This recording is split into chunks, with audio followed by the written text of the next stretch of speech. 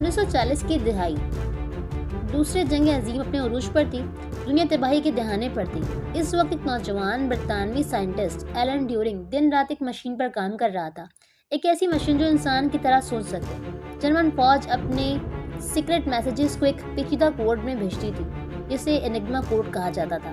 दुनिया की कोई ताकत वो कोड नहीं तोड़ सकती थी, लेकिन एलन ट्यूरिंग ने कहा, अगर इंसान सोचकर मसले हल कर सकता है तो मशीन क्यों नहीं। इसी सोच से इसने एक मशीन बनाई, जिसे हम ट्यूरिंग मशीन के नाम से जानते हैं। ये मशीन कोड्स तोड़ सकती थी और यही वो लम्हा जहाँ से आर्टिफिशियल इंटेलिजेंस की बुनियाद रखी गई। ट्यूरिंग ने 1950 में एक मुकाबला रिसर्च पेपर लिखा, जिसका अनुमान था कंप्यूटिंग मशीनरी इंटेलिजेंस। इसी में इसने वो मशहूर सवाल पूछा, कैन मशीन थिंक, क्या मशीनें सोच सकती हैं? क्योंकि जो आज चैट जीपीटी, खुदगार गाड़ियाँ, रोबोट्स या स्मार्टफोन हम देखते हैं, इन सब की रूट्स ट्यूरिंग की इसी सोच से निकलती है।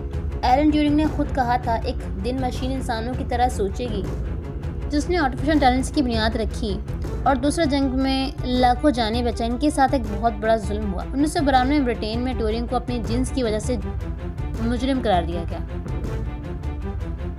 एलन ट्यूरिंग के केस में इन्हें दवाइयों के जरिए ऐसा किया गया ताकि वो अपनी जिन्स पर काबू पाएं। ये सज़ा के तौर पर थी, जिस्मानी तौर पर नुकसान पहुंचाने के बजाय हार्मोन्स पर असर डालने के लिए।